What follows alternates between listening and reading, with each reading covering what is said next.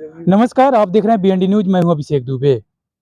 2024 का चुनाव का बिगुल बज चुका है और वहीं पे एक जो सीट वो गहमा-गहमी में अटका हुआ है। जी हाँ, हाजीपुर।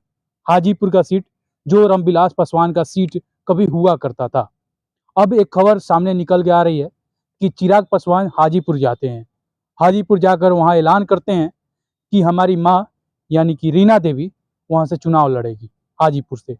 ये खबरें जब सामने आती है तो पूरी तरह से बवाल मच जाता है कि चिराग पासवान नहीं, रीना देवी वहाँ से चुनाव लड़ेगी। अब समझिए कि चिराग पासवान छोड़ रीना देवी का वहाँ सीट कब्जा हो जाएगा। और जैसे ही खबर सामने आता है लोगों को अच्छा भी लगता है। लेकिन एक खबर बता दें कि रामविलास पासवान का भी सपना था कि रीना देवी चुनाव लड़े, वो भी हाजीपुर से। हाजीपुर से हमेशा रामविलास पासवान का सीट रहा है और हमेशा उनका परिवार ही कोई ना कोई जीतते आ रहा है। लेकिन कुछ दिनों से उनका सीट वहाँ था नहीं। अब चिराग पासवान यानी कि लोजपा आर की पार्टी वहाँ से चुनाव लड़ेगी। उसके बाद जैसे चुनाव की खबरें जब रामविलास पासवान का खबर जब सुनने में आता है, उसके बाद चिराग पासवान के चाचा उस खबर को सामने रखते हैं और वो भी हो सकता है कि चुनाव वहीं से लड़े यानी हाजीपुर से। जी हाँ, हाजीपुर से 2024 का सांसद का चुनाव है। 2024 में जो चुनाव किया जाएगा वो वहाँ से रीना देवी चुनाव लड़ सकती है। हो सकता है कि पशुपति पारस वहाँ से चुनाव लड़ सकते हैं। यानी कि वहाँ से दो चुनाव यानी दो परिवार एक साथ कभी भी एक साथ रहे नहीं।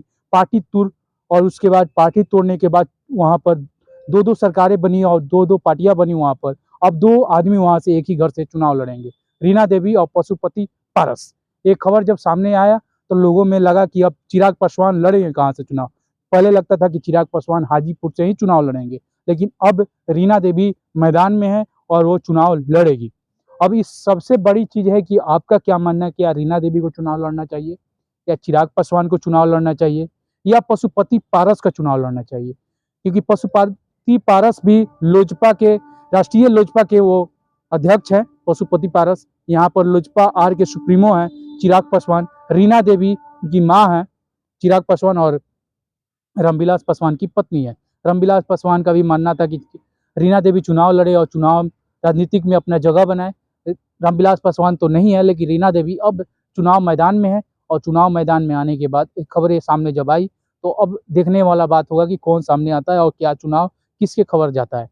अब देखते हैं जो भी खबरें सामने आएगी इसके बारे में जरूर आप सभी को रूब कराएंगे और बताते रहेंगे कि रीना देवी चुनाव लड़ रही है, पशुपति पारस चुनाव लड़ रहे हैं, चिराग पासवान लड़ रहे हैं, वहां से कौन विपक्षी पार्टी सामने आ रहा है। जो भी होगा जो अपडेट सारे बताते रहेंगे आपको।